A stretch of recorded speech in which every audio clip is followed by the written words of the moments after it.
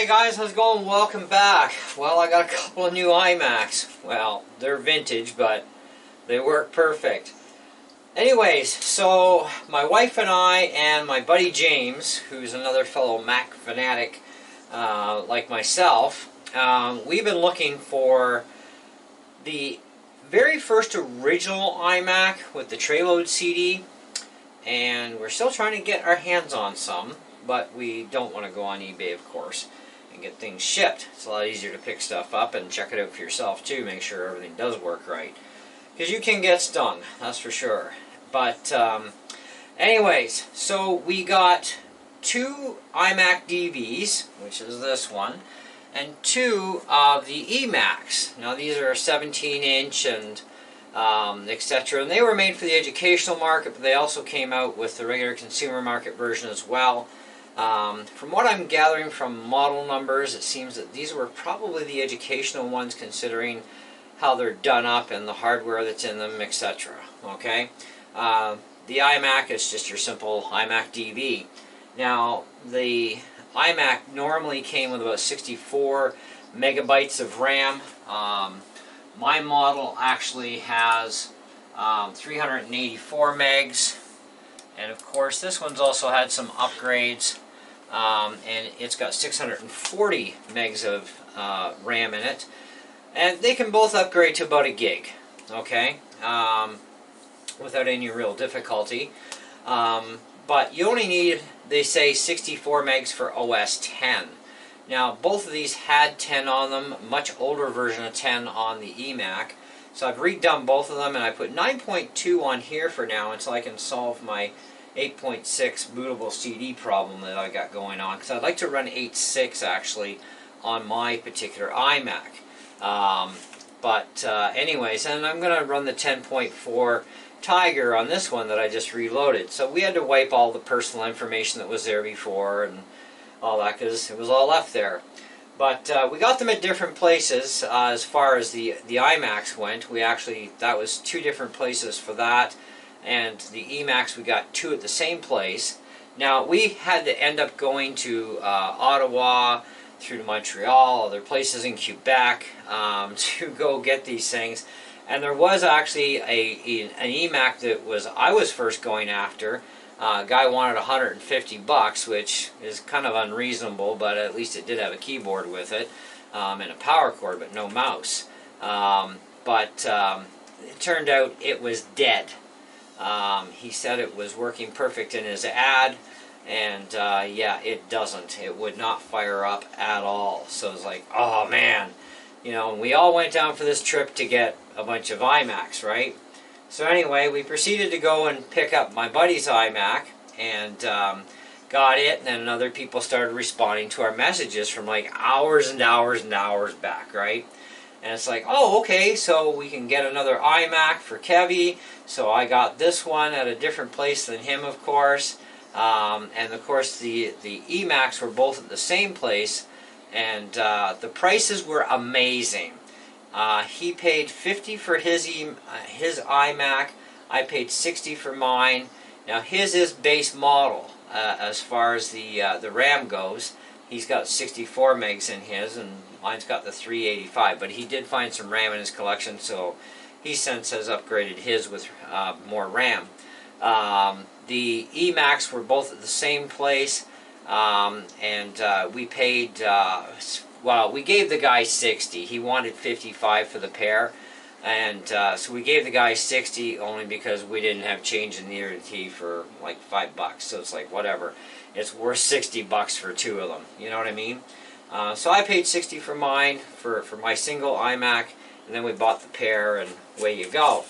And everything works perfect on them. We got one out of all four that actually had a power cord. So for now I went to the dollar store today, I bought some more of these gamer mice for $4 a piece, dug out some PC keyboards for the time being, so now we're going to shop around and try and find original keyboards and mice for these. Yeah, so far pretty impressive. So this has got a whole whopping 10 gig hard drive in it, and this one's got a 40 gig hard drive, and they are IDE drives, so we're going to have to try and find some IDE hard drives, obviously, that are larger in order to fit a pile of programs on there. Because there's a lot of places on the internet where you can download a boatload of games and utilities and other applications. And I also have a complete slew of Mac format CDs to go through and put stuff up on these things. So it's going to take me a while to get them loaded. Now you'll see later on in this video, I went to my buddy's place today and shot a little video clip for you guys showing you his machine so that you know what's going on here. Then that we both got identical setups, except the difference is he's got a different configuration on his particular iMac. And I'm going to have to call him later and find out what his config is on his Imac, because I can't recall off the top of my head. These also came with the acrylic stands too, which is something that it's hard to find these stands as it is, but also being intact, never mind coming with an Imac. So that's pretty cool that we got the acrylic stands for these. But otherwise, yeah, everything works fine on both of them. There's no hassles at all. They've been kept in amazing condition. The one thing I really can appreciate about the Imac is the resolutions that the screen can actually handle, that it does. That was like totally wild to find that out. We can go from 640 all the way to 1280 by 960.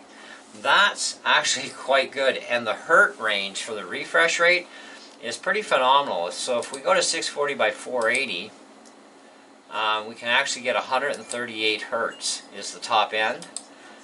Then we go 8 by 6, we get 112, 1024, 768, we're at 89, 1152, 864, we're at 80 hertz, 1280 by 960, we're at 72 hertz. And that's really amazing levels for something that's like 20 years old. Like, these things are ancient, right? So then when we go over here to this one, just quickly here, monitors. We've got 640 by 480 at 117 hertz, 800 by 600 at 95 hertz, and 1024 by 768 at 75 hertz. So, when you start thinking about things, it's like, well, that's pretty good hertz refresh rates for, 20-year-old computers. That's like, wow, I've played around a little bit with the iMacs of the first version. I've never had the opportunity to even crack open this version of the iMac, and this is the iMac DV. But I'm going to be cracking it because I got to crack them both open regardless, because they both need PRAM batteries, because the batteries are both puked. So it keeps your time and date and your century, like, year type thing. Now, there is Wi-Fi also built into the Imac where there isn't in the iMac. But the iMac does have, of course, like your Ethernet or whatever for options. But none of that. No Bluetooth in these either. This is like before Apple started using Bluetooth, so at least in these things anyway. So we don't have Bluetooth accessibility here, but you can get a Bluetooth dongle, and we do have 3 USB ports on the Imac either way. So I could get a Bluetooth dongle, start using modern day Bluetooth keyboards and mice if I wanted to, but I do want to go after the original stuff. So, but for under $200, I mean, we had to do a lot of driving. Well, my wife and I left the house at 9 o'clock, headed over to his place. We left his place about 9:30ish or so, hit the road, and we did not get back home until 7 o'clock this morning. We put about $1,300 on the car, or 1,300 kilometers on the car. Works out to about $60 in gas that we spent to do all of this running from one end of Quebec to the other end, and back over to the Ontario side and through to Ottawa. And it's like, oh, just to get these computers, it's like, oh man, so much running. But you know what? So worth it for under $200 to get 4 machines that are all basically in pristine condition, And like I said, this one's had some upgrades to it. This one also has had some RAM upgrades for sure, but they definitely could use some larger hard drives. That's a given. Now I am running Tiger, which is the Max OS for the Emac, and Tiger is also the Max for the iMac, but I didn't put Tiger on it. I want a completely different OS. 922 is just there as a temporary, because I already have 922 on my G4 tower, so I want to go to at least System 8, but I can only go a minimum of 8.6 on this iMac here. So it's kind of like, well, I have an 8.6. It said it was bootable, but apparently not. So I'm going to have to fix that problem, find out what's going on. But it's not bootable. So, oh well. Anyways, guys, this is the score of the century as far as we're all concerned, because, you know, I mean, you can see for yourself on eBay and, you know, other places on the internet, people are selling these things like for ridiculous prices. We saw just the regular iMac DVs going for $300 plus, which is insane. And that's still no keyboard or mouse or power cord. That's just the machine, and you got to take the guy's word for it that it works. And it's like, really? Do you? No, not if you go pick it up yourself, which is something I would strongly advise, especially after checking out an Imac for $150 that turned out to be dead. You know, and then we got this deal that we were waiting on that came through for, well, like I said, the guy wanted $55 for the pair, and you know, it's like, okay, well, you know, here's $60 because I don't have change, and none of us did, so it's like, oh, $60 for a pair, and they work perfect. So, and we got to try all these things out, which was nice. We got to try them all out, make sure they fired up before we took them. Well, except for his iMac, we tried to fire it up. We had to pick it up at an arena because that's where the guy was with his kids. So it's kind of like, well, I got a power inverter, and yeah, the iMac draws more power than my inverter can supply, and I'm not sure if I blew the fuse or blew the inverter. I'll have to find that out probably tomorrow when it stops raining. But you know, either way, we did get to try his iMac out at the same place where I picked this one up, because we asked the guy, you know, can we just take a second, use your hydro, just to make sure my buddy, you know, got a good computer for $50. Oh yeah, no problem, no problem. So it was great. It was an awesome trip. We really enjoyed it. I enjoyed hanging out with him for all that time too. The driving though, I mean, I put in, what, 12...